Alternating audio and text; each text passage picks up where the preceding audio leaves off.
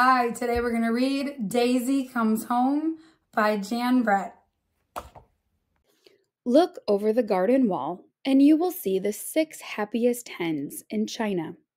They live in May's sandy yard by the Li River, where they lay brown eggs every day for May to sell at the market. But it was not always this way. Once upon a time, the smallest hen, the one May calls Daisy, was picked on by all the others. This is hard to imagine because May was known far and wide for her happy hens. She gave them treats, she put fresh hay in their nests, she gave them baths when they fell in black mud. And when she called "quee, quee, quee, quee, quee," all the hens would run to her as fast as their legs could carry them. Even May's egg baskets were painted with big red characters that read, "Happy Hens." And she tried to make it so. But every night, when it was time to roost in the henhouse, the other hens picked on Daisy. They fluffed up their feathers and crowded her off the perch. They jostled her until peck, one or the other pushed her, and thump, off she fell. Then the hens tucked their heads into their feathers and went to sleep, while poor little Daisy was stuck below on the damp mud floor, shivering and cold until morning. One day it rained all day, and the hens stayed inside. When it got dark, they flew up to their perch, except for Daisy. She had had enough of pushy hens and cold, damp floors. She went outside to find a place to spend the night. Down on the riverbank, she spied one of the market baskets. She snuggled in and fluffed up her feathers to stay warm. Daisy was sleeping and didn't see the river creeping up the bank from all the rain. And when the water reached her happy hen's basket, she didn't feel it float out onto the river. But when the basket started tipping and bobbing, Daisy woke up. She peeked out and saw a watery world all around her. The sandy yard, the garden wall, and May's farmhouse looked smaller and smaller as the current carried her down the river. Finally, the basket bumped against a stone jetty where a houseboat was tied up. Scratch, scratch, scraped the basket as the river waves pushed it up against the sharp rocks. A dog was sitting up on the deck of the houseboat. When he saw the plump hen bobbing in the basket, he barked and scrambled toward her. Daisy squawked and pecked and beat the air with her wings. It was enough to tip the basket off the rocks, and she floated away just in time. Dawn broke over the Gui Mountains as the basket drifted along the river. Branches brushed against it, fish swam silently by, and birds flew overhead. Suddenly, Daisy felt a thump. Daisy looked up and saw 2 big horns and a pair of surprised eyes looking down at her. The basket had drifted into the legs of a great big water buffalo, taking a morning drink. The buffalo snorted loudly, scaring Daisy. She flew forward and nipped his furry muzzle and flapped her wings. Daisy scared the water buffalo. He turned and galloped up the bank, scattering the ducks as he ran. His splashes made waves that carried the basket back into the middle of the river. Daisy traveled along all day until her basket was hooked by the roots of a banyan tree, where a troop of red-tailed monkeys lived. The curious monkeys eyed Daisy and climbed down for a closer look. Daisy froze as one monkey crept up to the basket and reached in. Daisy flapped and pecked, nipped and squawked.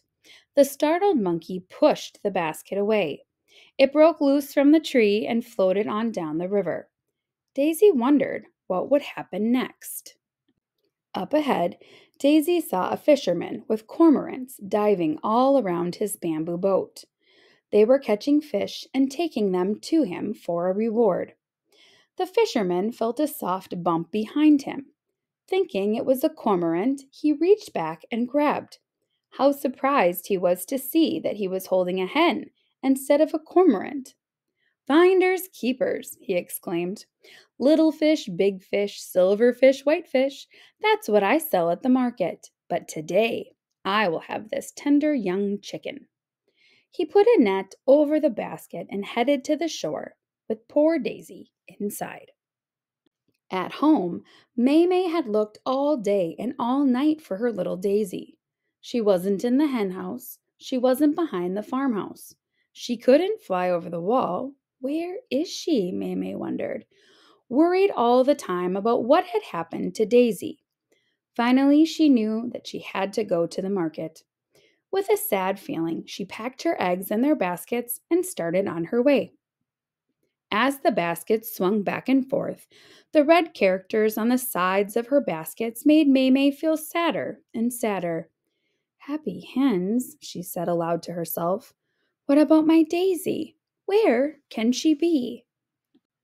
At the market, May found a place and arranged the eggs in clean, sweet-smelling straw. All morning, shoppers bought her fresh brown eggs, but she couldn't stop thinking about her little lost hen. May heard a voice calling to her. It was her friend Zhang, yelling from the back of a bike cart. "A fisherman has a happy hens basket," he shouted. "What?" she called, not understanding what he was saying. "A happy hens basket," he repeated. "You better hurry because he's showing off what's inside." "Daisy!" May shouted. May raced to where the fish were sold. There was Daisy, beautiful and plump in her basket, surrounded by a crowd, all wanting to buy her. "That's my hen!" she cried to the fisherman. But his face was like stone. She pointed to the red characters on the basket. "Happy hens," she said. The fisherman crossed his arms. "Finders keepers," he growled, and turned away to sell Daisy. May was about to leave, but her eyes rested on those characters. Happy hens. All she could think about was Daisy in a cooking pot. She squeezed her eyes shut and clenched her fists. She had to do something. "Gwee, gwee, gwee, gwee, gwee, gwee, gwee," she called at the top of her voice. And when Daisy heard that call, she answered it the way she had every day of her life. She rose up and threw herself against the basket, tipping it over. She ran toward her friend May as fast as her legs could go. Daisy flew onto May's shoulder and off they went, running back to get May's baskets and go home. The fisherman ran after them, furious. "Stop!" he yelled at May. "That's my hen!" "Finders keepers," May called over her shoulder. And with Daisy clinging to her, she ran and didn't stop until they were safely home. That night, as the sun went down, Daisy took a place on the roost. When one of the big hens fluffed up her wings and spread out, expecting Daisy to fall off the perch like always, Daisy flapped her wings. "I learned that from a boat dog," she clucked. Another hen tried to tip her off, and she pushed right back. "I scared a water buffalo like that," she squawked. Another hen jostled her. Peck, peck, peck, peck. Daisy kept her place on the perch and beat the air with her wings. She remembered the monkey, and she pecked and flapped all over again. That was when the hens gave Daisy a place of her own. The lap, lap, lap of the river made a peaceful nighttime song. No bumping, no jostling, no fussing around, just 6 happy hens, their heads tucked in their feathers, high and warm and safe, together.